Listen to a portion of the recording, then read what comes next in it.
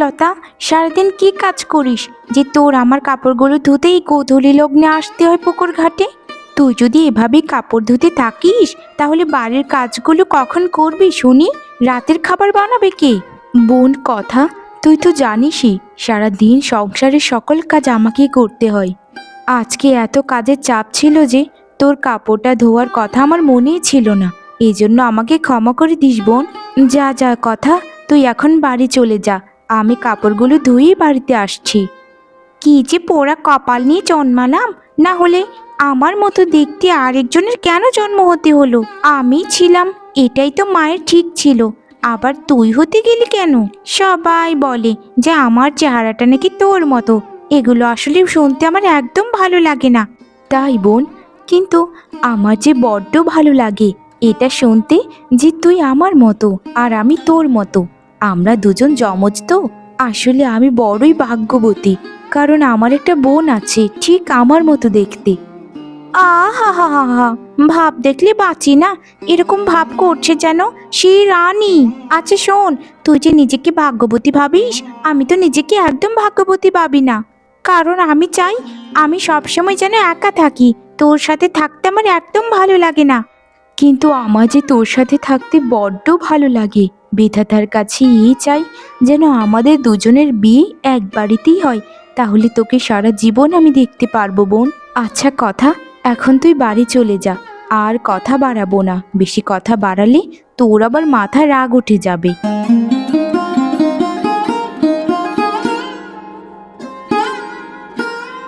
কে রে মা কথা, লতা কোথায়?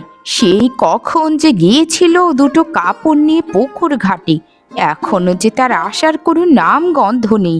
মেয়েটার কি কোনো বিপদ টিপদ হলো নাকি রে? সন্ধে তো গড়িয়ে আসছে। আহা হা হা হা, নিজের মেয়ের কত চিন্তা দেখো। তা তোমার মেয়ের বিপদ হবে কেন শুনি?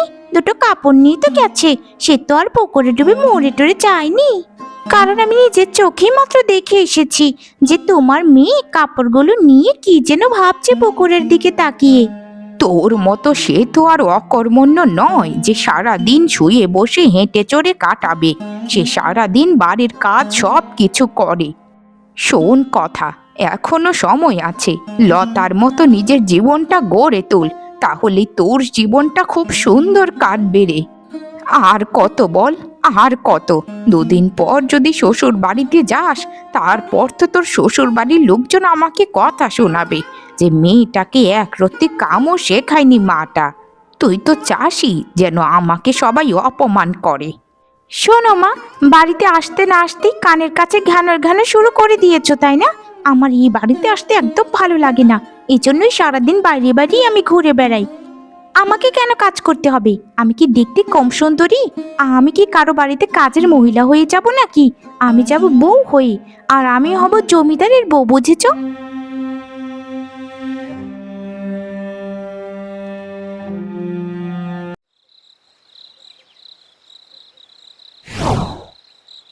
ডাল ডাল আর ডাল, আর কত ডাল দিয়ে ভাত খাবো মা?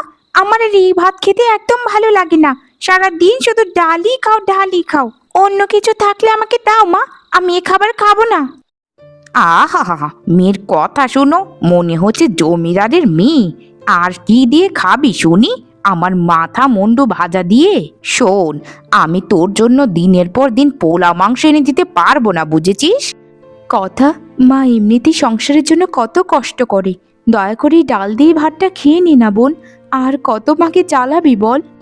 বাবার মৃত্যুর পর থেকে মাই তো সংসারটা পুরোটা টানছে, আর আমাদের দু বোনের খরচ খাওয়া বাবদ সব কিছুই তো টানছে মা। ওরে আমার মায়ের দরদিনী রে, মায়ের জন্য এত চিন্তা তোর নাকি? তা নিজে একটু কাজকর্ম করতে পারিস না? দুটো টাকা রোজগার তো করতে পারিস নাকি? অন্যের বাড়িতে কাজ করে কিছু টাকা মায়ের হাতে তো তুলে এনে দিতে পারতিস। বড় বড় কথার বেলা তো খুব পারিস, আর টাকা রোজগারের সময় কিছুই করতে পারিস না, বুঝেছিস? তোর ওই মুখের বড় বড় কথা আমার জানা হয়ে গেছে। কথা, মুখটা একটু সামলিয়ে কথা বল। তুই দিনকে দিন এত অভদ্র হয়ে যাচ্ছিস যে যা বলার মতো না। আমি গরিব হতে পারি, আমি না খেতে পেয়ে মরে যেতে পারি, কিন্তু আমার মেয়েদেরকে অন্যের বাড়িতে কাজে পাঠাবো এটা আমি মরে গেলেও পারবো না। শোন, তোর যদি খাবার হয় খা, না হয় এখান থেকে উঠে যা। তোর কথাগুলো আর আমার ভালো লাগে না। এখন তোমার ভালো লাগবে কি করে মা? আমি তো তোমাদের বোঝা হয়ে গেছি, কারণ আমি সবকিছু উচিত কথা বলে ফেলি। আর তোমার ওই মেয়েটা কিছুই যে বলতে পারে না, সেজন্যই সে ভালো। তোমরা কষ্ট করতে পারবে, কিন্তু আমি একদম কষ্ট করতে পারবো না। শোনো মা, আমি সাফ সাফ বলে দিচ্ছি, তোমরা আমার বিয়ের ব্যবস্থা করো। আমি ধনী বাড়ির বউ হয়ে যেতে চাই। আমি ধনী বাড়ির ছেলে পেলে কোথায় পাবো শুনি? আমরা কি কোনো জমিদার যে জমিদারের ছেলে আসবে তোদেরকে বিয়ে করে নিয়ে যেতে? শোন, জন্ম মৃত্যু বিয়ে এই তিন বিধাতাকে নিয়ে, তাই বিয়ে কখন হবে সেটা বিধাতাই ভালো জানেন। খেয়ে নে বলছি।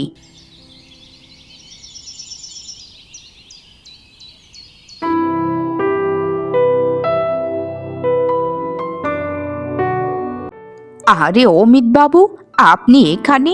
তা কি মনে করে এলেন আমার বাড়িতে হঠাৎ? আরে মিনতি, তোমাদের তো ভাগ্যই খুলে গেল। জমিদারের দুই ছেলে তোমার দুই মেয়েকে বিয়ে করতে চায়। এই খবরটা নিয়েই তো সাত সকালে তোমার বাড়িতে চলে এলাম গো। আরে কি বলছেন এসব বাবু? আমার দু মেয়ে জমিদারের ছেলের বউ হবে, এটা কি কল্পনা করা যায়? আমি আমি রাজি আছি, কিন্তু জমিদারের দুই ছেলের বড় ছেলে কাকে বিয়ে করবে আর ছোট ছেলেই বা কাকে বিয়ে করবে, এটা কি কোনো সিদ্ধান্ত হয়েছে? সিদ্ধান্ত হওয়ার কি আছে মা? বড় ছেলেকে আমি বিয়ে করব, কারণ বড় ছেলে জমিদারিত্বের বেশিরভাগ সম্পত্তি পাবে। আর ছোট ছেলেকে বিয়ে করবে এই হতচ্ছাড়ি লতা। জমিদারের কোন ছেলেকে কে বিয়ে করবে এই সিদ্ধান্ত পুরোটাই তোমাদের হাতে, কারণ ওরা দুজন যমজ। আমি তাহলে আসি কেমন? বিয়ের সিদ্ধান্ত হয়ে গেছে, খুব তাড়াতাড়ি বিয়ে হতে চলেছে গো। বলছি যে কথা, লতা তোর 1 মিনিটের বড়, তাই লতাকে যদি বড় ছেলের কাছে বিয়েটা দেই তাহলে কিন্তু খুবই ভালো হয়। আর তুই যখন লতার থেকে একটু ছোট, তাই তুই ছোট ছেলেকে বিয়ে কর মা। আমি মায়ের সাথে কোনো কথা বলতে চাই না। তুই আমার চোখের দিকে তাকিয়ে বল, তুই কাকে বিয়ে করতে চাস? মা গো, ও মা, কথা যেটা বলছে তুমি মেনে নাও না। এরকম কেন করছো মা? আমি না হয় ছোট ছেলেকেই বিয়ে করি। সে বড় ছেলেকে যখন পছন্দ করেছে সে এটাই করুক। আর কথার যখন ওকে পছন্দ হয়েছে, তাহলে তার সাথে তাকে বিয়ে দাও না মা, এরকম করো না। এই তো সোনা বোনের মতো কথা। এজন্যই তুই এত ভোলা ভালা সাদা সিধে। আসলে তোর মতো এরকম মেয়ে না কোনোদিন কপালে সুখ নেই, জানিস তো? বলতেই তো ছেড়ে দিলি। লতাটার জীবনটা বিধাতা তুমি সাজিয়ে গোছিয়ে দিও। আর এই কথার মতো এত স্বার্থপর মেয়ে আমি কোনো দিন দেখিনি। ওকে তুমি একটু বোঝ দাও বিধাতা, তোমার কাছে আর কিছু চাই না।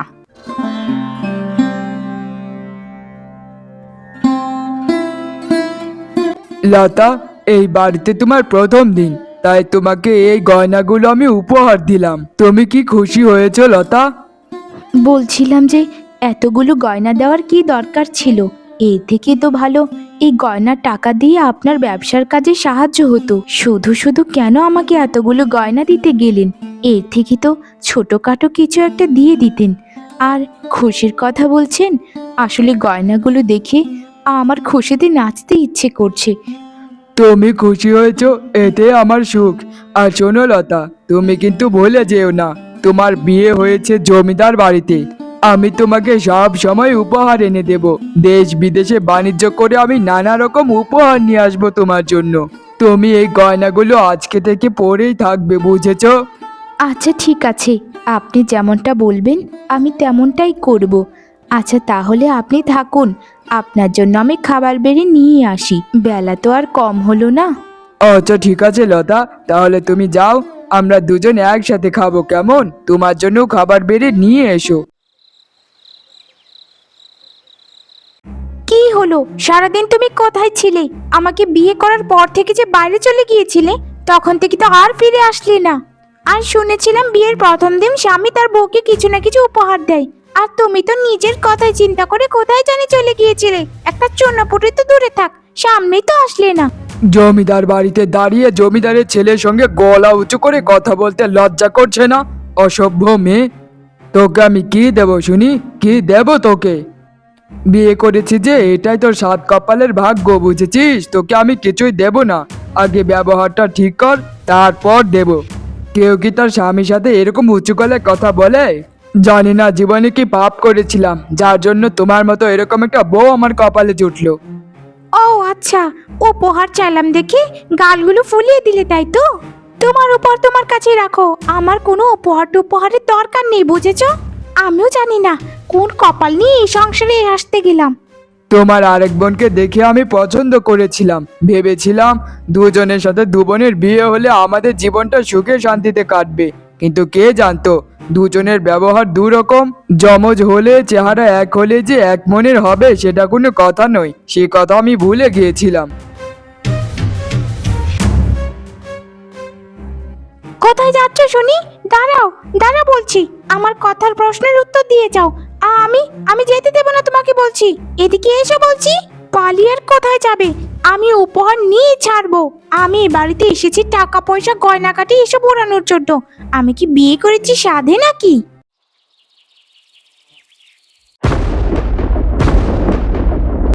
কি রে লতা, তোর গায়ে এত গয়না আসলো কোথা থেকে?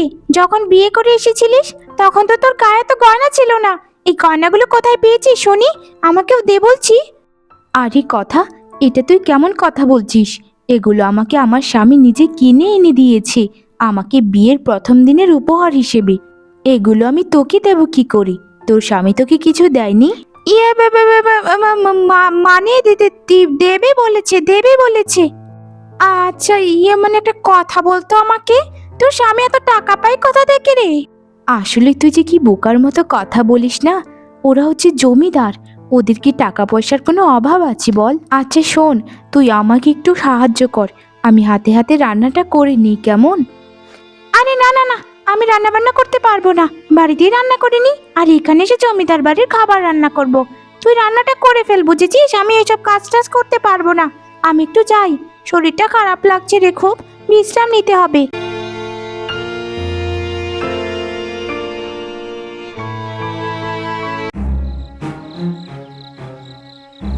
জি, লতাকে নিয়ে আমি সারা জীবন তোষামোদ করে এসেছি, যাকে নিয়ে আমি ছোটবেলা থেকে নিন্দে করতাম, আর আজ তার সুখ এত হয়ে গেল। ভালো স্বামী পেয়ে গেছে, গয়না ভরপুর পেয়ে গেছে, ওর তো সুখের দিন এসে গেল মনে হচ্ছে। ইস, কেন যে আগে ছোট ছেলেকে বিয়ে করতে চাইনি, আমারই পোড়া কপাল। আমি কেন যে ওই হতচ্ছাড়া বড়টাকে বিয়ে করতে পাগল হয়ে গিয়েছিলাম কে জানে। না না না, আমি এসব এ বাড়িতে একদম মেনে নেব না। আমার উপরে ওই হতচ্ছাড়ি লতা চলে যাবে, আর আমি বসে বসে চেয়ে চেয়ে দেখবো ওর স্বামী ওকে গয়না বানিয়ে দিল, এত কিছু করছে, আর আমার স্বামী আমাকে কিছুই করছে না। আমি যখন সুখে থাকতে পারবো না, তোকেও আমি শান্তিতে থাকতে দেব না। একটা শুধু সুযোগের অপেক্ষা করতে থাকি, ওরা যখন বাড়িতে থাকবে না তারপর আমাকে যা করার করতে হবে, না হলে এই কিছু দেখে যে আমার আগেই মরণ হয়ে যাবে। তুই পারবি কথা, তুই পারবি, তোকে যে পারতেই হবে। তোকে কখন থেকে বলছি, বল না রে বোন, তোর কি হয়েছে? কি নিয়ে তোর এত অশান্তি মনে? আমাকে বল না বোন, তোর যে কান্না আমার সহ্য হচ্ছে না। তুই যতই হোক আমার মায়ের পেটের আপন বোন। আর তোকে কি বলবো রে লতা, সবই আমার পোড়া কপাল। তোর বিয়ে হয়েছে ছোট ছেলের কাছে, কত সুখে শান্তিতে আছিস, আর আমার ওই বড় ছেলের সাথে বিয়ে হবার পর থেকে জীবনটা নরক হয়ে গেছে। বিয়ের প্রথম দিন কিছুই আমাকে উপহার দেয়নি জানিস, আমি একদম অসহায় হয়ে পড়েছি রে লতা, অসহায় হয়ে পড়েছি। তুই আমাকে একটু সাহায্য কর না বোন। এই যে দেখ, আজকে ওরা শহরে চলে গেল, তারপরও আমাকে বলে যায়নি জানিস। কি বলছিস এসব বোন? তুই এত কষ্টে আছিস আর এতদিন আমার কাছ থেকে লুকিয়েছিস। আসলেই তুই আমাকে কখনোই আপন ভাবলি না। আচ্ছা, তোর জন্য আমি জীবনও দিতে রাজি আছি। বল না, আমায় কি করতে হবে? আর তোকে যদি আমি সাহায্য করতে পারি তাহলে আমি নিজেকে ধন্য মনে করব। আর তোর যা যা যখন প্রয়োজন হয় তুই আমার কাছ থেকে নিবি, তোর গয়নার দরকার হয় আমার কাছ থেকে নিবি। জমিদার বাড়ির পেছনে একটা কুয়ো আছে। আমি শুনেছি সেখানে একজন সন্ন্যাসী বাবা থাকে। সেই সন্ন্যাসী বাবার কাছে আমি একটু আমার কষ্টের কথাগুলো খুলে বলবো, তাহলে দেখবি উনি একটা টোটকা দেবেন। সেই টোটকার ধারায় আমার স্বামী আমার বশে থাকবে। দয়া করে আমাকে এই কাজটা করতে একটু সাহায্য কর না রে বোন। আচ্ছা আচ্ছা বোন, এটা তো খুবই সামান্য একটা কাজ। চল চল, এখনই আমরা যাই।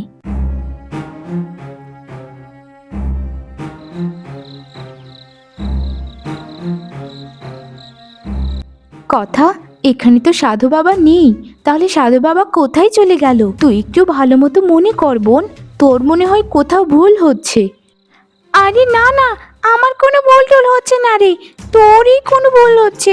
তুই একটু ওকে দিয়ে দেখ না রে, ওখানটায় সাধু বাবা আছে কিনা। আচ্ছা ঠিক আছে বোন। আরে আরে কথা, এটা তুই কি করছিস? ছাড় আমাকে বলছি। আমাকে বাঁচা, বাঁচা আমাকে। হা হা হা হা হা, আমি আমি পেরেছি।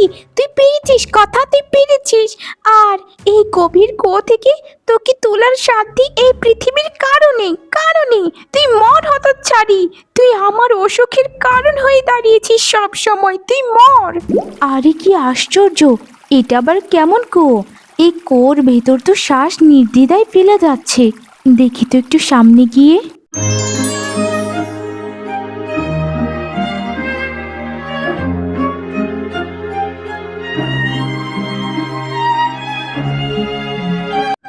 আরে আরে, আমি এই কোথায় চলে এলাম? আর আর আপনি কি? আহা, আমি তো আপনাকে চিনি না। এই কুয়োর ভেতর এত সুন্দর রাজ্য, এটা কার রাজ্য? তুমি কুয়োর ভেতর থেকে পরিরাজ্যে চলে এসেছো। এটা পরিরাজ্য।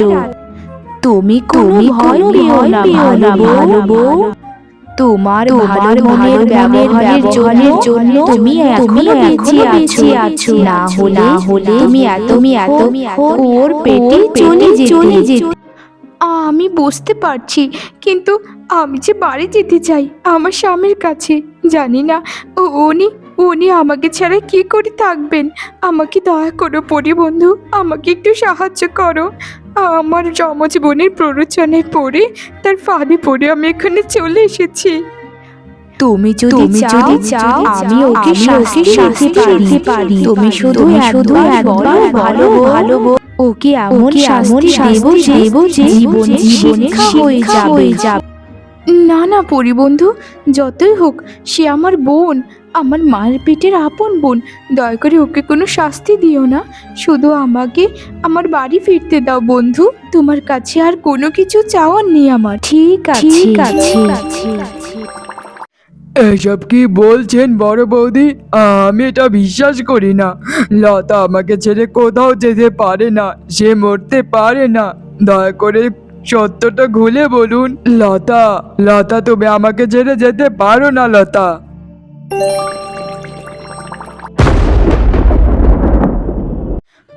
আরে লতা, লতা, তুমি ফিরে এসেছো লতা।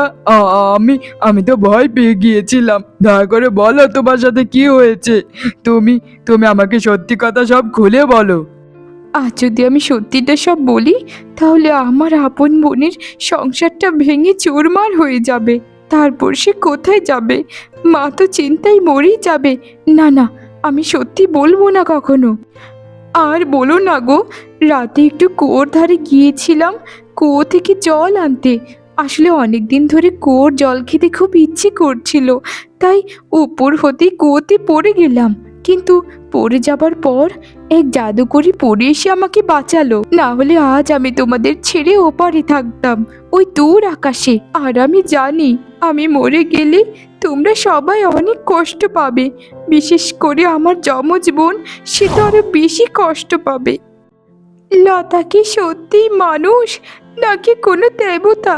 না হলে আমি ওকে মারতে চেয়েছিলাম, আজ আমার সংসার বাঁচানোর জন্য সে একের পর এক মিথ্যে বলে যাচ্ছে। হে বিধাতা, তুমি আমাকে কোনোদিন ক্ষমা করো না, কোনোদিন না। আমি যে আর সহ্য করতে পারছি না। যাক, ভালোই হলো। লতা, তুমি আমাকে কথা দাও যে আর কোনোদিন তুমি আমাকে ছেড়ে কোথাও যাবে না। কিন্তু লতা, কোনো কিন্তু নয় বোন, তুই আমার সাথে যেটা করেছিস সেটা যদি তোর সাথে আমি করি তাহলে তো দুজন সমানই হয়ে গেলাম। আমি সত্যি যে তোকে বড্ড ভালোবাসি রে। তোর যে অসুখ আমি দেখতে পারবো না, তোর সুখই আমার একমাত্র চাওয়া। দাদা, দাদা, আপনাকে আমার কিছু কথা বলার আছে, দয়া করে আপনি শুনবেন। আসলে আমার বোনটা আপনার কাছে কিছুই চায় না দাদা, শুধু চাই একটু ভালোবাসা আর একটু উপহার। দাদা, আপনার বউ অনেক ভালো, সে আমার বোন বলে বলছি না। কি দাদা, তুমি তোমার বউর সাথে ভালো মতো কথা বলো না নাকি? এরকম তো মা তোমাকে কখনো শিক্ষা দেয়নি। তুমি এখনই বৌদির কাছে ক্ষমা চাও আর বলো যে এরকম কোনদিন করবে না। আমাকে ক্ষমা করে দাও গিন্নি, আমি আর কোনোদিন তোমার সাথে ধমক দিয়ে কথা বলবো না। আর আজকে তোমাকে তোমার চাহিদা মতো সব সোনার গয়না এনে দেব।